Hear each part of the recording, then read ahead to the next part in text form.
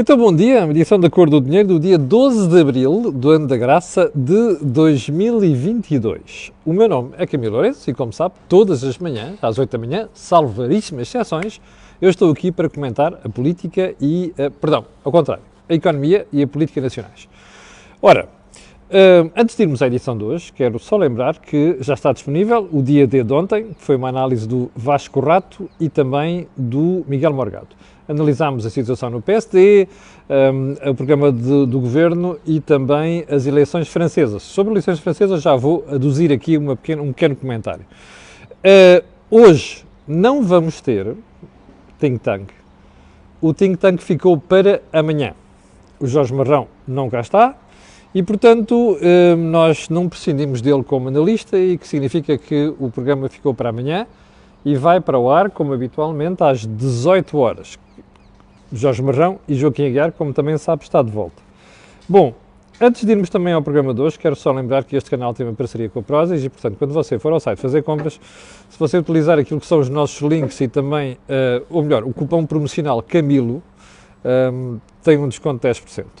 Bom, agora sim, feito o disclosure, vamos à edição de hoje. E vamos começar por onde? Naturalmente, pelo período de ordem do dia, e vamos falar do mercado do gás. Ontem, os ministros de Negócios Estrangeiros da União Europeia reuniram-se para discutir, entre outras coisas, o que é que se vai passar, ou melhor, como reparar o problema que existe neste momento no mercado energético da União Europeia. E uma das coisas que está em cima, bom, como já percebeu, do ponto de vista estrutural não se pode fazer nada para os próximos tempos, não é? Quando muito pode haver um remendo aqui, pode haver um remendo ali, e começarmos a tomar decisões que vão ter impacto a partir do próximo inverno, porque o mercado de energia não é algo que se planeie para a semana seguinte e muito menos para o mês seguinte. É sempre por seasons, por estações e mesmo por anos. Uma das coisas que está em cima da mesa é a União Europeia, como um todo, tomar uma posição firme face àquilo que se passa com a importação de gás, petróleo e carvão da Rússia. O carvão está tomado, a questão fundamental agora é o petróleo e é também o gás, com particular destaque para o gás, porque nós temos um problema complicado na Europa Central, como sabe, o clima é tramado, que é para não dizer outra coisa, e o modo de aquecimento das casas, essencialmente o gás.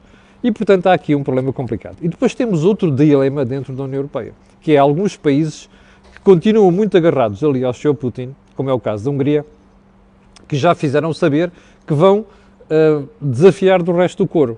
Não é? Porque a Hungria, por exemplo, diz que vai mesmo pagar os contratos em rublos e opõe-se ao corte de fornecimento de gás na Europa. E, portanto, este é o cenário que está em cima da mesa. Não é um cenário fácil e, em todo o caso, uma vez que há aqui brechas, é muito provável que a União Europeia arranje uma forma de começar a cortar, se não como um todo, pelo menos na esmagadora maioria dos países, e também alguns países em concreto. E por isso é que eu trouxe esta história de hoje de Espanha, Itália e o gás da Argélia. Como se recorda, há umas 3 semanas, a Espanha resolveu fazer um acordo unilateral com Marrocos, que é reconhecer a soberania de Marrocos sobre o antigo Saara espanhol, que é disputado por Marrocos. Isto chateou os argelinos. Por outro lado, estavam por trás daquilo que é a Frente de Libertação do Saara, conhecida por Frente Polisário. E o que é que aconteceu? Espanha quer que Marrocos trave a imigração ilegal através de Ceuta e Melilla, por isso é que fez aquilo, e a Argélia queria que o apoio à Frente Polisário se mantivesse. Ora, isto chateou os argelinos. E nas últimas semanas houve outro país da União Europeia, que é a Itália, que começou a cortejar a Argélia, que era o grande fornecedor de gás à Espanha. E eu vou-lhe mostrar aqui o gráfico que mostra como é que estas coisas se invertem com uma rapidez estonteante. Olha estas duas linhas. Isto é do salvo erro do jornal Expansión de hoje, espanhol, e você tem ali um azul mais claro, ele suministro, ou seja, o fornecimento de gás por parte da Argélia. E depois tem um azul mais escuro, o fornecimento de gás por parte dos Estados Unidos.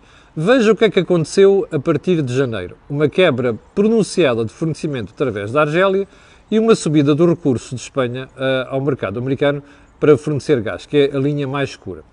Ora, o que é que isto mostra? Duas coisas. Nas últimas semanas também, o senhor primeiro-ministro italiano, Mário Draghi, viajou para a Argélia para tentar fazer um acordo que conseguiu, que é a Argélia passou a ser o principal fornecedor de gás à Itália. A Itália, recordo, é com a Alemanha e a Polónia e alguns países ecos ali da zona dos Balcãs que depende profundamente do gás russo. O que é que isto significa? Pese embora estes arrufos entre espanhóis e marroquinos e também argelinos, isto é um bom sinal para a União Europeia. Porquê? Porque quer dizer que um dos países principais da União Europeia mais dependente do gás russo conseguiu neste momento já encontrar uma alternativa.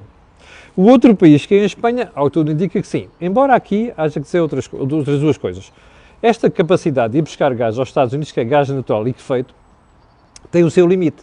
Porque nenhum país produtor de gás consegue de um momento para o outro fazer crescer brutalmente a procura. Daí o problema de fundo que continua a existir na União Europeia. E daí o problema de fundo que vai continuar a existir, mesmo que os ministros dos negócios estrangeiros acabem por decidir que, de um momento para o outro, a gente consegue começar a fazer cortes. A Alemanha está muito decidida, e é bom não desvalorizar isto. Eu tenho visto análise nas últimas semanas de muita gente a chamar nomes aos alemães. A verdade é que os alemães têm estado a fazer um trabalho notável, que é começar a preparar. Os alemães não brincam. Não vale a pena. Don't count them out. Não é? Os alemães não tomam decisões para amanhã. Não são emotivos, são racionais. Os alemães estão a preparar medidas sérias para começar a cortar no consumo de petróleo e de gás russos a prazo. Portanto, qualquer solução que venha no curto prazo não resolve muito, mas é um indicador daquilo que se vai passar nos próximos meses. Bom, segundo ponto da conversa aqui do período antes da ordem do dia é um facto histórico. É um facto histórico que indicia uma mudança profunda dos mercados financeiros. Ora, isto que você vê aqui são as taxas de juro de financiamento do Estado americano e do Estado, também é um gráfico que vem na manchete do El Economista de hoje. Eu já vou fazer uma conversa sobre isso. Olha ali, o custo de financiamento dos Estados Unidos a subir e o custo de financiamento da China a baixar. É aquele laranja mais claro. O que é que isto significa? Que a China, neste momento, com emissões a 10 anos, já coloca a dívida a um valor mais baixo que os Estados Unidos. Ora, isto é significativo. Merece uma análise posterior, mais aprofundada, que eu hei de fazer noutra ocasião. Mas fica já com esta. Bom, terceiro ponto. Só um pormenor. Há pessoas que me têm perguntado porque é que você fala muito na imprensa espanhola. Olha, por uma razão muito simples. É que a imprensa espanhola, em certos assuntos, tem sido mais exaustiva, mais analítica e também mais exemplificativa do que parte da imprensa portuguesa. E, portanto, até porque nós estamos mesmo aqui ao lado, convém que comecemos a prestar atenção a isto. Por exemplo, você estes pontos que acabei de referir agora, não vê na imprensa portuguesa de hoje. Ok? É só por isso. E o último ponto de hoje, do período de ordem do dia, é sobre uma pergunta que me foi feita ontem por uma série de espectadores. Então você descuidou-se, não comentou as eleições francesas, presidenciais francesas. Já viu o que é que aconteceu para aquele tipo? Será que vai ganhar? Será que a senhora Le Pen vai dar a volta e vai aparecer como vencedora das eleições francesas? Olha, eu não sei. Como disse ontem no dia D, nós analisámos isto e até o João Marcos de Almeida e o Vasco Corrado até analisaram isto de forma mais profunda. Eu não sei o que é que se vai passar, mas uma coisa é certa. Eu não gosto de comentar coisas em cima do joelho. E, portanto, da noite de domingo para ontem, não havia informação suficiente para fazer uma análise correta. E eu confesso que continuo a acreditar que Macron vai ganhar, mas atenção, veja só a mudança política profunda, mas profunda mesmo, que você tem em Itália. Perdão, em França. Desaparecimento do Partido Socialista francês, desaparecimento do Partido Republicano. A senhora Valérie Pécresse, em quem eu depositava muitas esperanças há uns meses, teve uma derrota estonteante. A senhora Anne Hidalgo, catalã emigrada para a França há muitos anos, naturalizada francesa, a mesma coisa. Isto significa uma alteração profunda. E agora a questão base aqui é esta. Macron não tem um partido por trás. A senhora Le Pen tem. E a questão base, independentemente do que se vai passar nestas eleições, é o seguinte: o que é que se poderá passar nas eleições seguintes, se por acaso Marine Le Pen perder estas eleições? A França está em mudança profunda. Isto devia servir de lição e devia servir de material de food for thought para o resto da Europa, inclusive é para nós aqui em Portugal, ok? Bom, devemos voltar a este assunto. Assuntos principais de hoje, as medidas que o Governo tomou na área de energia, ou melhor, na área dos preços, para tentar minimizar a subida de preços, e por outro lado, os nossos amigos, que você está a ouvir aqui o barulho, chamado TAP. Bom, vamos à TAP. Ao pessoal da TAP e os outros que ficam chateados quando eu faço críticas ao que nós andamos a fazer com a TAP. Agora já perceberam o problema ou não? E o problema chama-se prejuízo, perda, destruição de valor em 2021. Conhece o número? 1.600 milhões de euros. Ouviu bem? 1.600 milhões de euros. Isto é praticamente metade do valor por qual Portugal vendeu os 21% que tinha na EDP e é praticamente metade do valor pelo qual vendeu a ANA Aeroportos e Navegação Aérea. Percebeu bem isto? Bom, ainda não percebeu. Então eu vou-lhe dar mais um valor que é para você poder comparar. O prejuízo da TAP equivale a 3 hospitais de Todos os Santos, que, como você sabe, grosso modo, é aquele hospital de Lisboa, o novo hospital de Lisboa, que está para ser construído ali na zona oriental, também conhecida por Chelas, ok? Portanto, num ano, a TAP perde o equivalente àquilo que era construir três hospitais de Todos os Santos. Já percebeu a dimensão? Bom, como você sabe também, esta empresa é uma das empresas que é a não é Medina, é menina dos olhos do Governo. Eu já vou a Medina. Ouviu bem? É uma das meninas dos olhos do Governo. A outra chama-se IFASEC, a outra chama-se uma série delas, tem menos peso. A pergunta é esta. Você como contribuinte, só mais um pormenor, make no mistake, ok? É que quem vai cobrir estes 1.600 milhões de euros é você, como contribuinte. Capixa? Agora a pergunta é a seguinte. Você, como contribuinte, está disposto a pagar isto? 1.600 milhões? A minha resposta já a conhece. Eu não quero pagar estas coisas. 1.600 milhões de euros é uma fortuna e não me venham com a história de isto agora vai melhorar e não sei quantos porque a TAP está à beira de voltar aos níveis de que havia em 2019 e não sei o quê, e veja lá que até já estão a recontratar 200 tripulantes, tinham sido dos 1.500 que despediram o ano passado, não sei o quê, e não venham com essa história toda, e não venham com outra história de agora já não vai pesar tanto, não sei quantos, já a assistência no Brasil, aquela empresa de manutenção que a TAP tinha no Brasil, e o diabo 4. Não me venham com essa história. Eu, como contribuinte, não quero pagar 1.600 milhões de euros, que é aquilo que é um buraco que uma empresa tem. Não esqueça de uma coisa, isto não é um desígnio nacional. Por mais que nos queiram enfiar o garruço ou o barrete, isto não é um desígnio nacional, ok? Desígnio nacional são outras coisas. Portanto, uma empresa custar aos contribuintes os 3.500 milhões de euros, estar a ter perdas de 1.600 milhões de euros, é inadmissível. E já agora, é assim, está aqui na manchete do meu jornal, eu vou-lhe mostrar, é verdade que está ao contrário, eu não fiz print screen disto, isto é a entrevista à senhora Christine Widener, que é a CEO da TAP. E a senhora diz, não há margem para falhar o plano de reestruturação. Eu tenho uma pergunta para si. Eu não conheço a senhora, de lado nenhum, nunca falei com ela, mas há uma pergunta que eu tenho para si que está desse lado e que já está habituado a ouvir estas análises, também aqui na Cor do Dinheiro. A pergunta é esta. Quantas vezes você já ouviu dizer, no dinheiro que entrou na TAP, que era a última vez, que desta vez é que era e que não há plano para falhar? Quer responder? Bom, eu já lhes perdi a conta. Portanto, não há por que acreditar nas palavras da senhora Christine Widener. Eu não acredito nisto.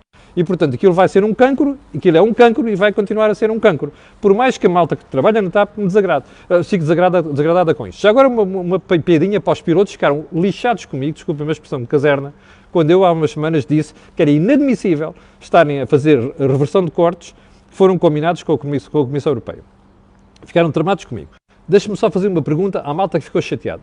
Vocês ainda têm lata para falar?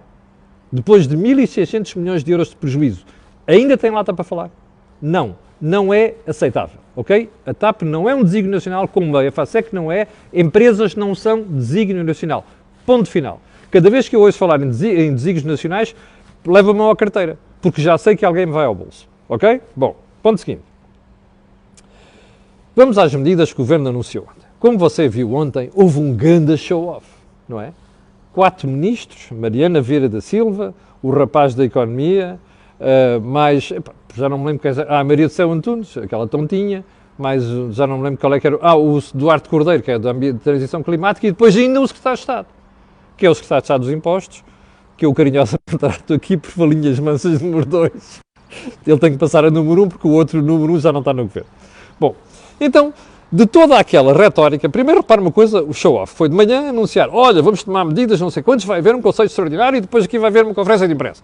Às 12 não sei quantos, lá estava a conferência de imprensa com 4 ministros e o Secretário de Estado. E então o que é que saiu dali?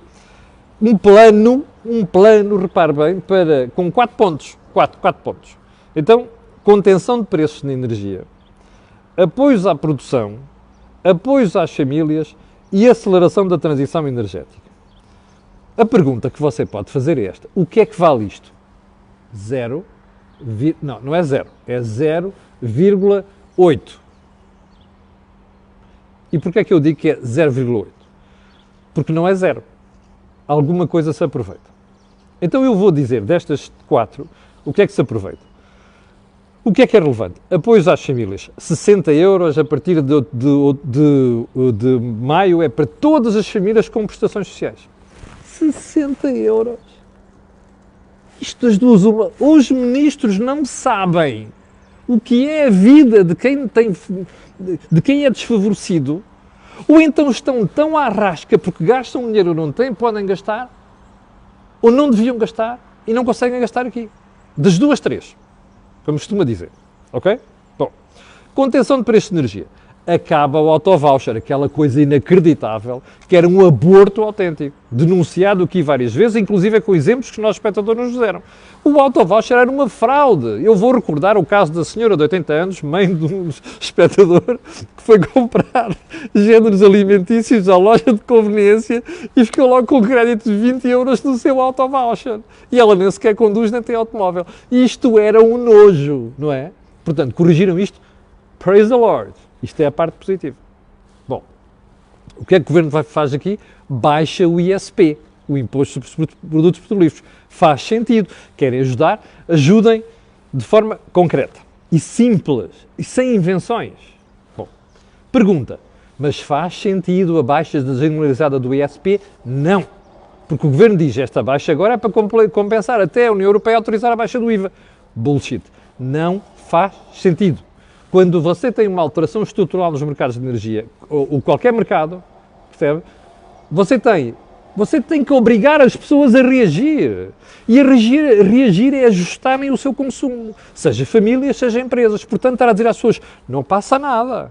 Eu vou compensar isto para você continuar a gastar como está. Isto é uma estupidez, percebe? Porque significa que ainda vai haver mais pressão sobre os preços.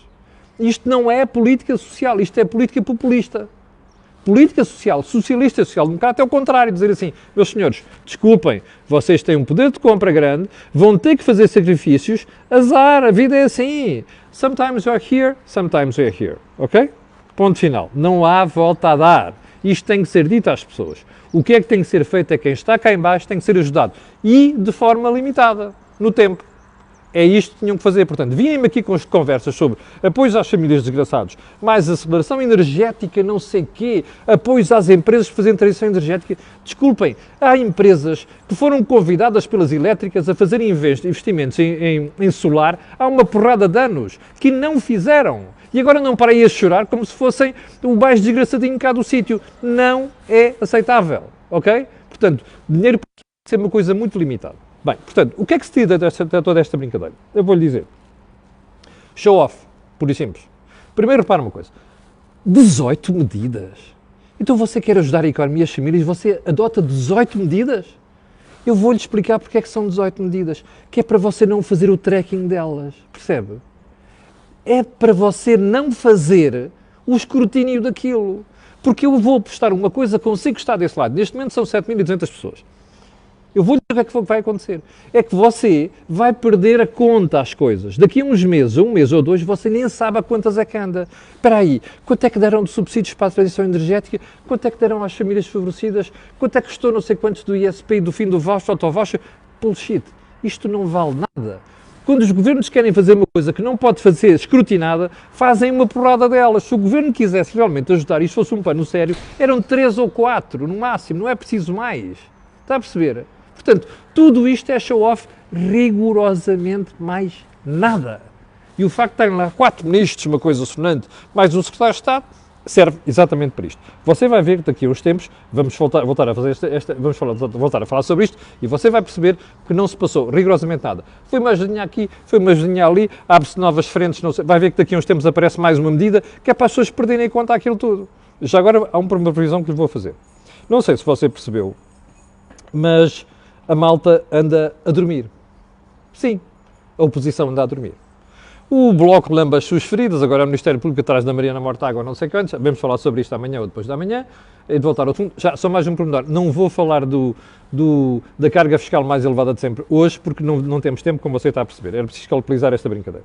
Mas há uma coisa que lhe vou dizer, a oposição está toda a dormir. Ontem o PST parece que acordou assim um bocadinho, com aquele Paulo Mota Pinto, que não diz não é uma para a caixa, a fazer umas críticas muito fofinhas assim ao governo. O problema chama-se inflação, ok? Inflação, e é grave. Os salários estão muito abaixo do valor de subida dos preços em geral, para não falar do problema energético. Isto chama-se perda de poder de compra. O governo anda a fugir disto como o diabo da cruz, percebe? O governo já percebeu que este é o ponto mais fraquinho, por isso é que vem com esta história toda. A oposição devia estar neste momento a fazer um barulho desgraçado e a dizer: vocês andaram a criticar a Troika e a dizer que a gente levou com uma austeridade brutal com a Troika, agora é a mesma coisa. Isto quer dizer corte de salários. Inflação a subir acima dos salários quer dizer corte de salários. Era isto que a inflação devia estar, que a oposição devia estar a fazer. Andam a dormir, mas pronto. Bom, eu queria falar daqui da União Europeia, daquela questão dos preços de energia. Não vou falar, vou deixar para amanhã, porque realmente continuamos a dormir aqui, inclusive a imprensa portuguesa continua a dormir por aqui, continua a dormir sobre este assunto, mas não quero terminar o programa de hoje sem fazer uma última referência à história do professor Pardal, como já lhe chamou, acho que foi o Paulo Porta, chamou o professor Pardal António Costa e Silva. Ontem, António Costa e Silva volta a insistir naquela estupidez de tributar os lucros extraordinários. Ai, não sei aquelas palavras lindas, windfall taxes, defendido pela União Europeia. Shit. Isto é uma estupidez. E o Governo devia deixar cair isto imediatamente. E em vez de dizer, pá, não, pá, isto era só uma coisa de estudo, não vamos fazer já, mas está ali preparado para o caso de, quanto é que vai buscar como um windfall taxes? Já fez contas? Pá, faça um favor, pergunta a algum fiscalista ou esta malta que trabalha na fiscalidade de empresas, quanto é que você acha que se vai buscar com isto? Uma michuruquice, isto é populismo, não é mais nada, é uma vergonha. Pronto. E com isto terminamos a conversa de hoje. 7.200 pessoas em direto, quero agradecer a sua paciência. Quero pedir a estas pessoas e outras que vão vir aquilo que peço sempre. Colocarem um gostinho aí e fazerem partida nas redes sociais. Também sabe porquê. Aquilo que houve aqui não houve em mais sítio nenhum. Obrigado, com licença e até amanhã às 8. E não se esqueça, Think Tank é amanhã às 18 horas. Tenha um grande dia.